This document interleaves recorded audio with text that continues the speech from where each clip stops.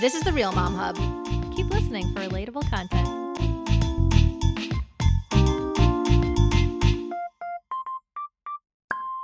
This morning. Oh, you were having fun before we started talking. Well, I was having fun when my kids both slept into like 6:45. Oh. And I read my book club book. Like, okay. From 5:45 to 6:30 in quiet. Why were so you I was up that having early? a lot of fun then. Do you still get up at 5:45? Well, no, but Nora like feeds. Ooh. Nora Ooh. nurses still at like 5 a.m.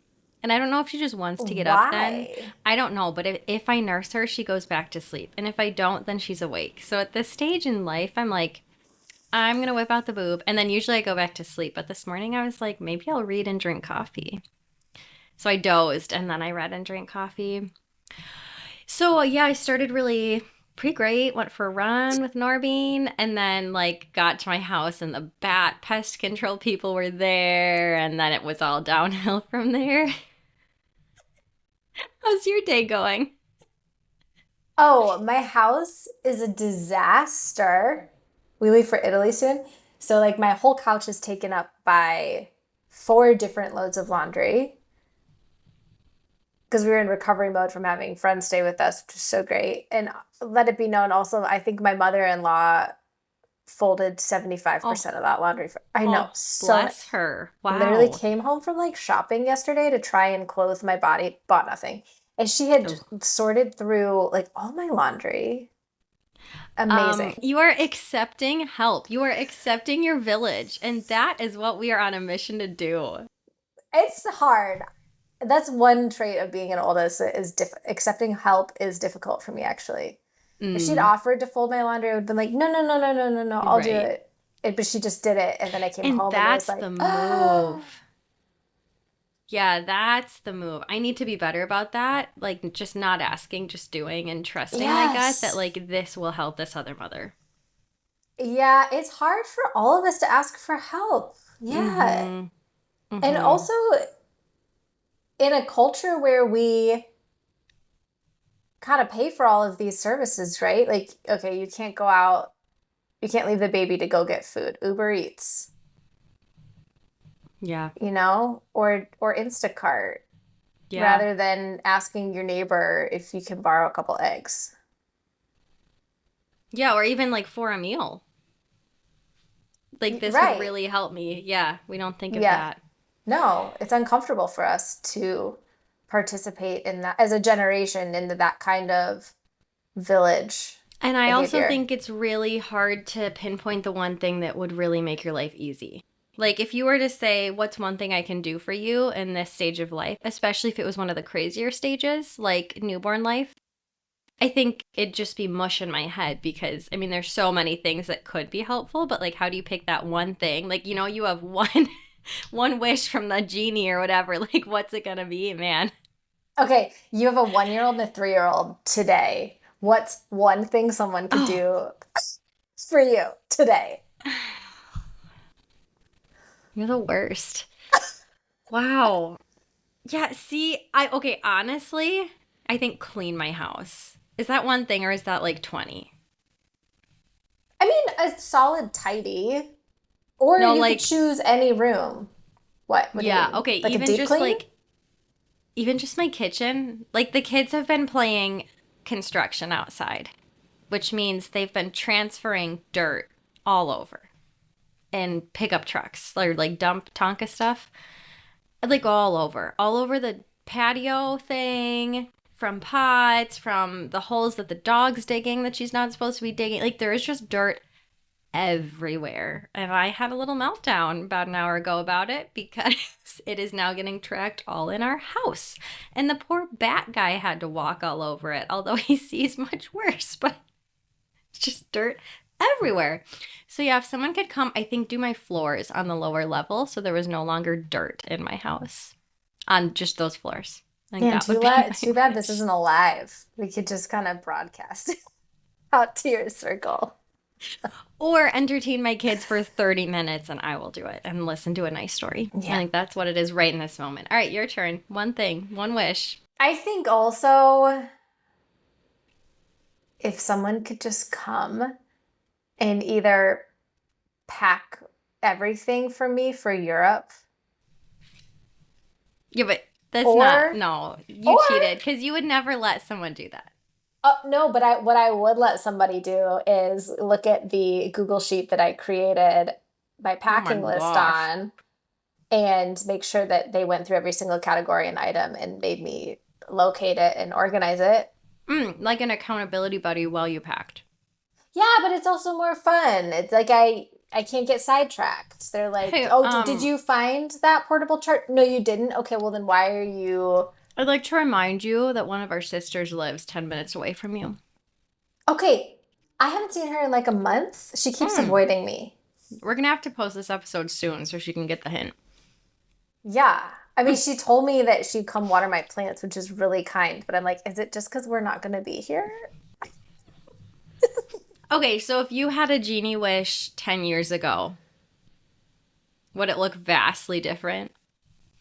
Oh God. I don't think I would in my early 20s. I think I would have been like, can you pack me a picnic for like I want to take a picnic to the park today with some nice wine for my friends. Except I also would have liked packing the picnic. I don't know. That's pretty self-contained. What about you? 10 years I mean, ago. 10 years ago is I was 18, right? So that's a long, like, I think maybe for me, we should do early 20s also. So, 5 years ago. Um, you For did my not flip early me off. 20s. I'm Five, just going to 5 years clarify there ago. was no middle finger to be had. Yeah, I think I would have loved like a good hike and some beer at the end. Yeah. Yeah. Again, not involving your village. Yeah. Mm-mm. No. So Nope. So apparently we what's just need the village so later in what's the life. shift? Like when is it? Children. Did you realize you needed a village early? Like, Kieran pops out, you're like, I need a village, or pretty close after? Or is it in this, like, he's approaching toddlerhood? I definitely needed a village. Is this where we tell people what we're talking about on this podcast? That's a great idea. Is this the time that we do that? Is this the time Mm-hmm. when we clue everyone into why they ought to listen to us? Mm-hmm. I think this is also the time when Callie's editing where I start taking shots because I'm going to have to, like, patchwork this entire thing together. So we're two sisters. We're from a family of four girls, and Sorry, we're the Dad. first. I He think did that's good. great. I think it's good for him. Honestly. Such a good girl dad. Yes. Which I Yeah, don't think people would look at him and be like, you're a girl dad. Like, I really don't think. that's probably why he had four girls. Shout out to Mark O'Leary. Yeah, imagine if he had boys. Yeah, Okay. I think Anne, his wife, our mother, yeah, Mm-hmm. really contributed to that one. Mm-hmm. So you're the oldest, and then I'm number two, but I had number one baby first. You did the Reversed roles a little bit. The prince of the prince. family, Charlie, Charlie. who's Yep. 3 now. I know. It's crazy. It's so crazy. Three And and he then acts like he's four, so it's like even I know weirder. he's so smart and emotionally sensitive. Mm-hmm. So there's Charlie, and then you have Nora, who's Mm-hmm. a little over 1 now. Yep. And then BBK. Yeah. So then I jumped on the train with number 2, which I still think I wouldn't have a baby right now if you hadn't had Charlie. It took me like 3 years to catch up.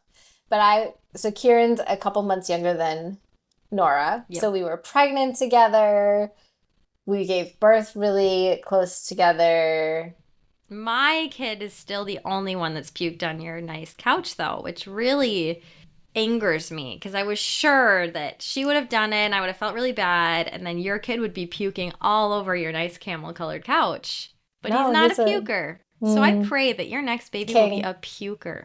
Thank you for that. You're welcome. Thank you so much. Mm-hmm. So Mm-hmm. I am 4 years older than Callie. However, I still call her with all my questions about pregnancy, childhood development, parenting, and I don't have any plans to stop that behavior. But I thought I should, like broaden the pool a little bit, like invite Yeah. some other voices in. Because also Charlie's just Charlie. Like, I'm not sure that parenting other children will happen the same way that it did for Charlie. Oh, wait, you admit he's actually just perfect and it's not all your parenting? Yeah, I think I do. Okay, so this is new. When did I that journey still, happen? no. I still take great pride in my intentional parenting, I As have you to should. say. I also, and maybe it's just like, Validation? yeah, maybe a little bit like trying to validate the fact that I worked full time when he was little. You Oh, know, you like, were, yeah. Currently, we're, well, not me. I only have the one. But are you technically in the trenches? Is that what we oh, yeah, I think so. call that? Okay. Yeah, I think when you have to keep your children alive, like minute by minute for the most part, you're still in the trenches. Oh, like they're incapable. I'm like, yeah, extremes Yeah, always, like but when okay. like when I think when you're making sure they're not like choking like Nora, right? Or like Got it. playing with fire. Yeah, when they're gonna Okay. burn the house down, I think we'll be in the trenches for a while. So that's our current chapter. That's who Mm-hmm. we are. We're sisters, friends, living in the Midwest, Creating a being our best village. selves, Mm-hmm. creating a, yeah. Mm-hmm. And so I'm here mostly to gain parenting advice from Callie, among others. I This is not why you're here. just am trying to share the wealth with everybody I think else. we're embracing motherhood. I think we are just really realizing that, like, that's life now. Like, motherhood is not a stage. Like, it's truly Yeah, just an identity shift. And there's no way 100%. around that. So I think that's what we're trying to just really process in our own minds, but also verbally with other people and just learn about other people's transitions also into that We are extreme realization. verbal processors, as you've pointed out before. Yes, maybe partly why we said let's just start a podcast because we're going to talk about it all. Yeah, yeah. Mm-hmm. Mm-hmm. And gain a ton of other perspectives. Women doing things differently than we do. I think you and I align very frequently on our values. And I'm excited to learn about women who are making different choices, Mm-hmm. who are making the choices that are right for them. Mm-hmm. And just in different situations. Yeah. Yeah. And Yep. maybe that will shift choices I'm making, but I would rather learn about that through conversation. I just want to celebrate them, honestly. Like, even if it doesn't affect the choices I'm making, I just want to celebrate motherhood because it is badass. It is. Yeah, absolutely. Okay, when was the moment that you realized you needed a village? First of all, I felt the village before I needed it through midwives and friends in Seattle Yeah. when I was pregnant. And they were like trying to give you a village, and I feel like you were like, okay. Like, I don't feel like you knew that you needed the village. No, I didn't, but I felt, and it was more of a village of information and support that way. Like healthcare, Mm-hmm. wellness. And I felt that through appointments with midwives specifically because they take a lot longer with you. They ask you, like, how's your relationship doing? How is your Monday through Friday? Wow. That's So amazing. it was incredible. And I didn't ask for it. They just are used to women in this situation and provided that sense of villagehood. Wow. And then moving to Milwaukee, I felt the same thing, which happened 4 or 5 months before Kieran was born. We moved halfway across the country. I felt the same thing from those midwives, which was amazing. I felt the village hardcore during the delivery. Like, And then yeah, literally physical village. oh, yeah. Yeah. Yeah, rotating staff. I had OBs in there. I had midwives. Mm-hmm. I had all of it. And Lactation then consultants. lactation, The all best. nurses, midnight nurse. Oh my God, Mm-hmm. incredible. That was an insane village moment that I didn't anticipate happening. And then when he was born, mom was such a village, like just wrapped up in one human. Like if you don't have specifically our mother, like I don't know what you do. Like when you have, I don't So know. let's I rephrase literally, her. If you had one, not one genie, but if you had one Anne O'Leary to grant a wish. right? Totally. But no, I mean, now when we have baby number two, because we have Kieran, I'll know I need more support for longer because I'll have been through. So I guess to answer your question, physically, I think it's still evolving in terms of what I need for my village. Those were kind of snapshots. And now I'm like, as he gets older, as we expand our family, this village and the capacity and the things I need is going to be just endless, which is the phase you're in. So when did Yeah, you? I felt like I knew I wanted a village right away, but was kind of new to the area and didn't have it fully yet. But I did have Kevin's parents in town. When you say So, right away, do you mean when you got pregnant or like at what no, point? like when we had a baby. So Although, you're home from the hospital. yes, although we were renovating our house because we bought our house in February and Charlie was born in May. So there was a lot that we needed to do in between that time. And I will say I was so pregnant, but I like had all these aspirations for the house. There were a lot of times that like friends painted or like Teresa brought a friend over during the day even while I was at work and they painted a room. So actually that was the start of a village, I think. Um but I knew I wanted more with Charlie early on. I didn't know enough people well enough to ask for it. And I'm not quite comfortable asking for it now, but I just have so much more of a natural village anyways that it just is more of a constant. But Mm-hmm. I do want to get better at really just like utilizing that. And I think when other moms get pregnant for with their first, that's my go-to is like it's going to be really hard. And on those days, like, call me. But at the same time, if I have that day, am I going to call somebody? Like, I would call a sister or a friend, but I'm not going to say, like, come over because I'm sobbing on the kitchen floor. But I would like to get to that point, actually. Like, I would like to get to that point where I can be so raw and just fully embrace a village. What do you think when you say be raw? Is that because you're in moments of what does that look like? What do you mean by that? Um, I mean, there's so many different times you're just like just kind of wide open. Like, especially postpartum. You can't really control your emotions, so you're not really sure how you're going to react. You can't control your house because you're not supposed to be doing that and you're exhausted and you have a newborn, so like your house might be a disaster. You can't say come over for dinner cuz who knows if you can actually cook dinner that time. Like there's just times that I can't be put together and I can't be in control. And that's when I feel raw. Like it's not up to me right now, but I could use the support. Because moms all go through that. Like every mom has had that. So you look at another mom in that moment and you're like, yes, yep, I know that feeling. You know, you're not judging. I'm judging myself maybe in that moment. I want to get over that because I just like to be, I don't know, just be more in communion with other women.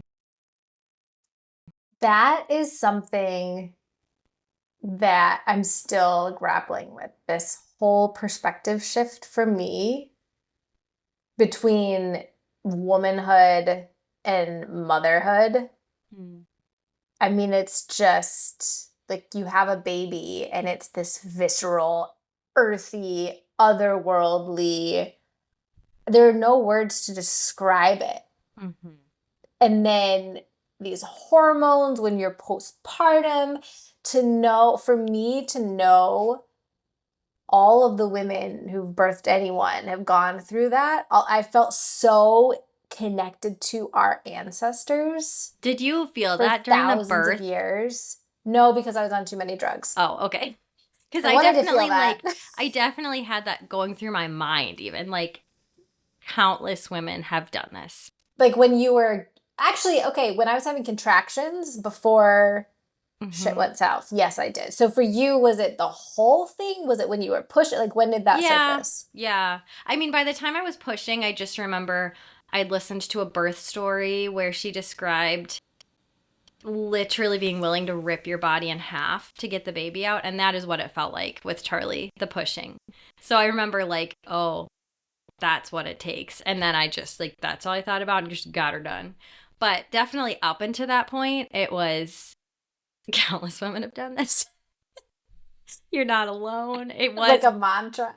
yeah, honestly. You know that scene in Mulan where like all the ancestors come off the wall and they're like floating Yes. around?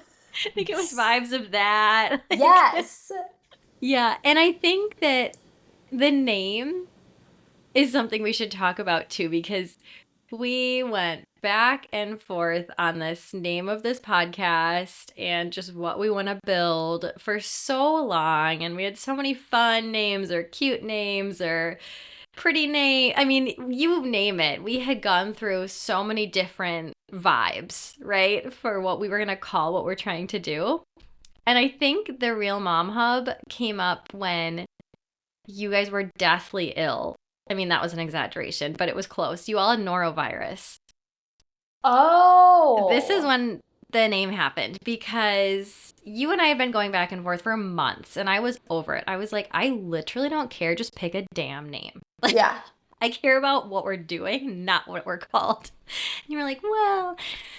And then Kieran was puking for her a long time. Then you and Kyle got it. And it was Oh. just like the first time that you'd been super sick as a mom and that you'd had a super sick baby. Oh, it was And awful. We it both missed a was, week of work.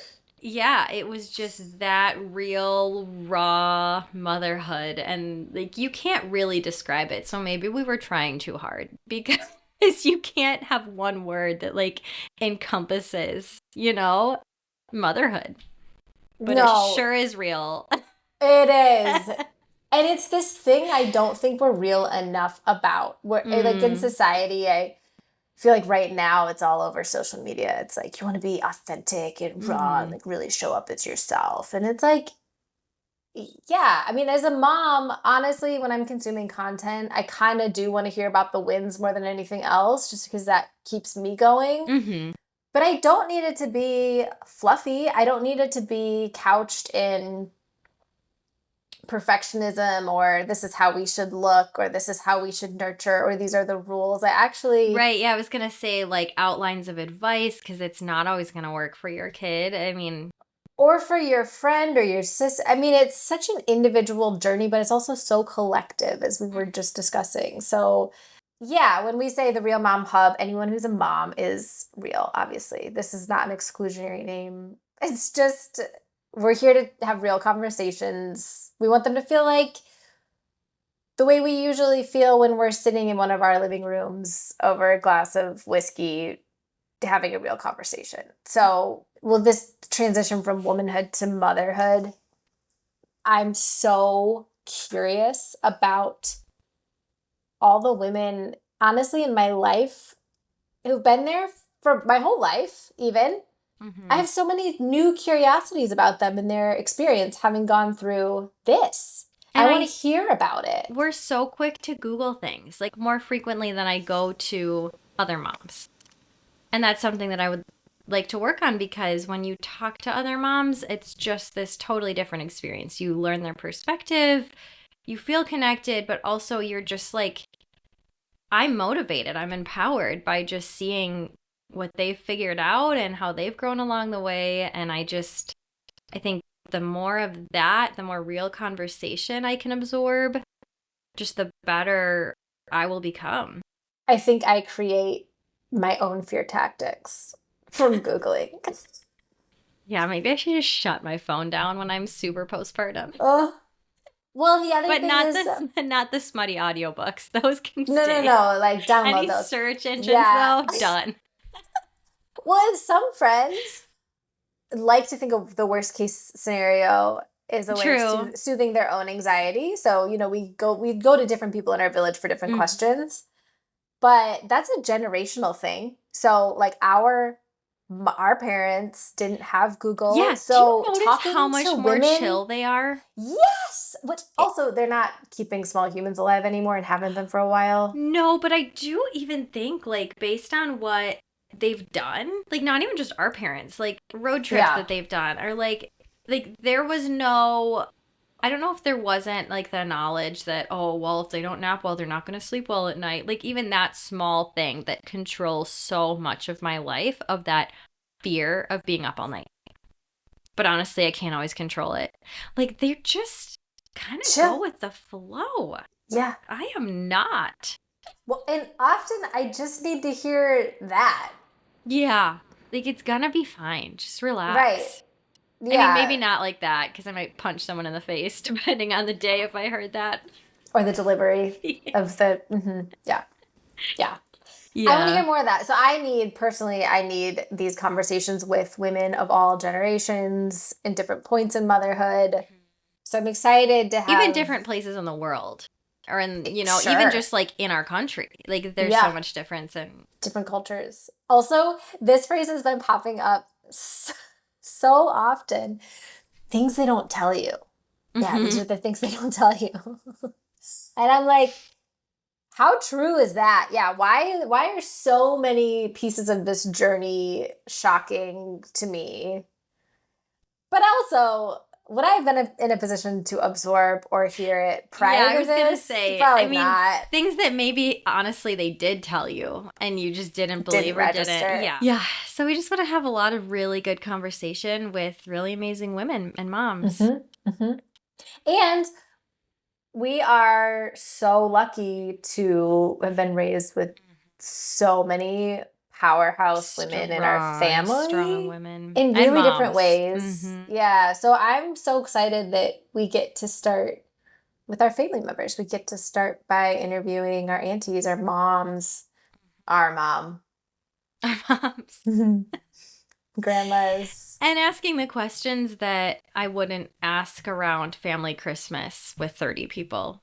Like Yeah, asking no, the right. questions that are often a phone call away that I don't think to ask. Or as stupid as it is, like scheduling the phone call. How often do we just skip that part? So what's something that you're really excited to ask about? What's something in motherhood that you are just really curious about? I think we're going to ask about individual choices for parenting, like behavioral choices naturally. Like, I think motherhood becomes so front brain for everybody when it happens. I'm really excited to hear about their individual experience as a woman, being a mom. Like, how did your identity shift? Yeah, I was How going to did say you identities. maintain your sense of self through all of the chapters? Very excited to hear about that. I think that will look really different for everybody. How about you? Yeah, I think I'm just really into the village right now. Really into how do you show up for other women and how have they shown up for you? And also how have you received that? Like, and has that grown your ability to accept and receive that support? Oh, like, do you get better as you age at Yeah, sure hope so. accepting help? Well, I am excited to talk with you and with all the other badass women. It's going to be great. It's going to be great. Thanks for joining us. Love you. Love you. You've been listening to The Real Mom Hub. Our music is by Naomi O'Leary. You can find us on social at The Real Mom Hub. We're not the authority or even very educated on the medical issues discussed. Do your own research, talk to an expert, make your own decisions, and call us if you learn anything new. If you like what you hear, follow us on Instagram, or better yet, subscribe to our newsletter. If you don't, that's fine. We can all move on. Our purpose here is community, so if we've resonated with you, tell a friend. Thanks for listening.